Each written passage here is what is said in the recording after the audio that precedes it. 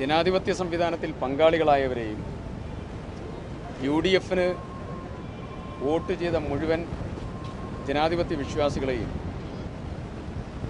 ആത്മാർത്ഥമായി അഭിനന്ദിക്കാൻ ആഗ്രഹിക്കുക. LDF ഇപ്പോൾ അവർക്ക് ലഭിച്ചിരിക്കുന്ന വിജയം സാങ്കേതികമായിട്ടുള്ള കേവല വിജയം മാത്രമാണ്. UDFനെ സംബന്ധിച്ചിടത്തോളം ഇത് പരാജയമല്ല, ജനകീയ ജനാധിപത്യ വേദിയിലെ വിജയമാണ് ഇന്ന് നടന്നിട്ടുള്ളത്. സാങ്കേതികമായി LDFൻ്റെ വിജയത്തെ അംഗീകരിക്കുന്നു.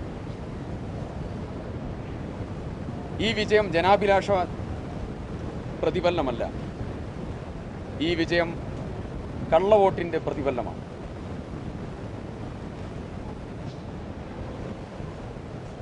തീർച്ചയായും ജനാധിപത്യത്തെ ശുദ്ധീകരിക്കുന്നതിൻ്റെ ഭാഗമായി കാസർഗോഡ് ലോക്സഭാ സെഗ്മെൻറ്റിൻ്റെ കീഴിൽ നടന്നിട്ടുള്ള വ്യാപകമായ കള്ളവോട്ടും ജനാധിപത്യ വിരുദ്ധ പ്രവർത്തനത്തിനുമെതിരായി കോടതിയിലേക്ക് പോകും. കള്ളവോട്ടിന് നേതൃത്വം കൊടുത്ത ആളുകളെയും കള്ളവോട്ടിന് സഹായിച്ച ഉദ്യോഗസ്ഥന്മാർക്കെതിരെയും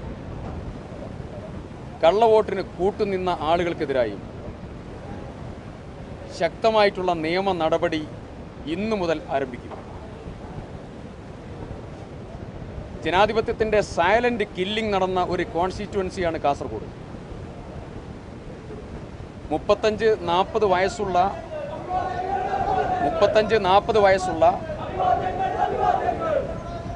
കണ്ണ് കാണാത്ത ആളുകളെന്ന് പറഞ്ഞ് ചെറുപ്പക്കാരായ ആളുകളെ ഓപ്പൺ വോട്ട് ചെയ്യിപ്പിക്കാനും ജനാധിപത്യത്തെ ഹൈജാക്ക് ചെയ്യാനുള്ള ശ്രമം നടത്തി.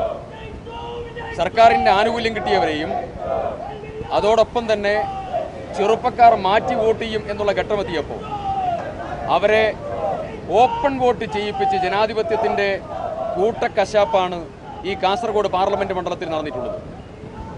കള്ളവോട്ടിൻ്റെ നിരവധി തെളിവുകൾ, ജീവിക്കുന്ന നിരവധി തെളിവുകൾ കയ്യിൽ കിട്ടിയിട്ടുണ്ട്. ബാക്കിയുള്ള രേഖകൾ കൂടെ അല്പ ദിവസത്തിനകം കിട്ടും എന്നുള്ള പൂർണ്ണമായ പ്രതീക്ഷയുണ്ട്. കോടതിയിലൂടെ കാസർഗോഡ് ലോക്സഭയിലെ യഥാർത്ഥ ജനാധിപത്യം പുനഃസ്ഥാപിക്കും.